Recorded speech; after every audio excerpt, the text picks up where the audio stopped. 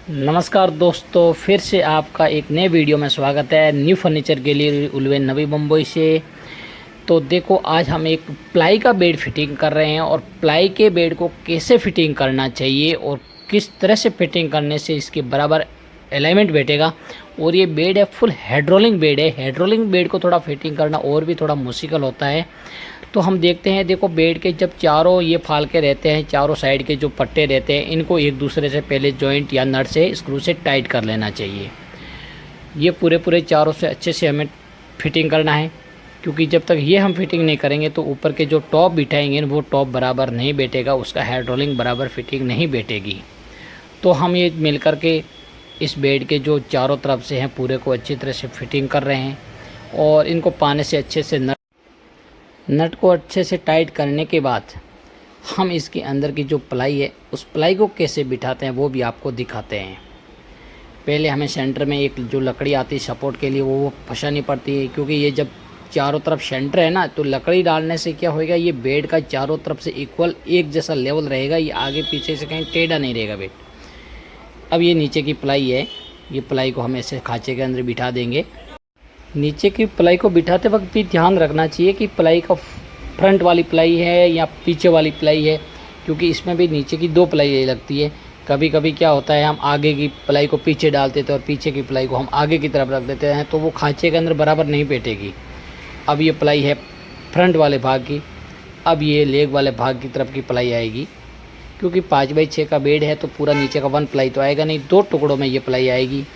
2 प्लाइयों को अच्छे से फिटिंग करने के बाद, व्यवस्थित लगाने के बाद, इस बेड के अंदर प्रॉपरली आप जितना सामान स्टोरेज कर सकते हो उतना कर सकते रहो, तो अंदर खड़े भी रह सकते हो, क्योंकि प्लाई कोई टूटने वाली चीज़ नहीं है। और भाई पूरा MR प्लाई में बनाया हुआ है बेड है, फुल हेड्रोलिंग वाला है। अब ये बीच में हमने रख दिया सपोर्ट रखने का एक बड़ा कारण है, क्योंकि ऊपर का जो टॉप है वो 1 पीस है और फ्यूचर में वेट भी आए, ऊपर वेट आएगा, वज़न आएगा, तो बीच में से बेंड नहीं होना चाहिए, इसलिए सपोर्ट होना ज़रूरी है। क्योंकि ऊपर 1 पीस रहेगा तो वज़न आएगा, तो वज़न आने से कभी कभार बीच में सपोर्ट नहीं होती, तो प्लाई का ऊपर का टॉप होता है वो अंदर की साइड धस जाता है और बेंड हो जाता है। तो हमें ऐसा बिल्कुल भी रिस्क नहीं लेना चाहिए, क्योंकि ये छोटी छोटी चीज़ें बहुत ध्यान रखनी पड़ती है। क्योंकि बेड एक ही बार ख़रीदा जाता है, बार बार बेड को नहीं खरीद सकते। ऐसा नहीं है कि 2-4 महीने के बाद कोई बेड चेंज कर लेगा, तो इतना खर्चा करने के बाद बेड को बार बार चेंज नहीं कर सकते हैं। तो अभी हमारी बारी है बेड के ऊपर टॉप लगाने की। अब टॉप लगाने के लिए सबसे पहले हमें हेड्रोलिंग वाले जो ये फिटिंग है, ये जो एंगल्स है, इनको अच्छे से हेड्रोलिंग के साथ फिटिंग कर लेना है। इनको हमें हेड्रोलिंग लगा रहे हैं। हेड्रोलिंग लगाने के बाद अब ये एंगल है, इसके ऊपर हमें टॉप रखना पड़ेगा। एक साइड का हमने ये हेड्रोलिंग पूरा फिटिंग कर लिया है, दूसरी साइड भी हम हेड्रोलिंग पूरा फिटिंग कर रहे हैं।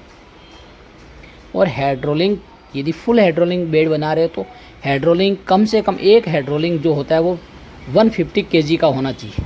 कम से कम दोनों हेड्रोलिंग का है वो 300 kg का होना चाहिए, क्योंकि टॉप होता है प्लाई का, उसका वेट रहता है, उसके ऊपर मैट्रिक्स का वेट रहता है, तो उतना वो वेट लेना चाहिए। नहीं तो क्या, पार्टियाँ नीचे गिर जाता है और लगने का भी चांसेस होता है। तो हेड्रोलिंग हैवी क्वालिटी का और कंपनी का ब्रांड होना ज़रूरी है, क्योंकि इतने बेड के ऊपर बहुत वजन वाली चीज़ रहने वाली है। कभी कभार क्या, बच्चे ऊपर कर लेते हैं, फिर वो हेड्रोलिंग नीचे गिर जाता है, तो लगने का बड़ा चांस रहता है। अब देखो, हमने इसके ऊपर पूरा टॉप रख दिया है। अब टॉप रखने के बाद एंगल और ऊपर के टॉप के अंदर खांचे दिए हुए हैं, उसके अंदर हमको बिठाने हैं नट बिठाने के बाद हम आपको फिर से बताएंगे कि प्रॉपरली बेड फिटिंग हुआ है या नहीं हुआ है। कभी कभार नट बिठाने के बाद क्या होता है, हेड्रोलिंग एक साइड से खींचा जाता है, तो कहीं से एक बार ऊपर रह जाता है टॉप, कहीं से नीचे बैठ जाता है। तो ये बात भी ध्यान रखना है, क्योंकि एलिमेंट होना बहुत ज़रूरी है। एलिमेंट जब तक नीचे का धरातल का अच्छा नहीं होगा, तब तक ऊपर का टॉप को भी ऊपर रखना अच्छे से नहीं बैठ पाएगा। अब हम टॉप को अच्छे से फिटिंग कर रहे हैं।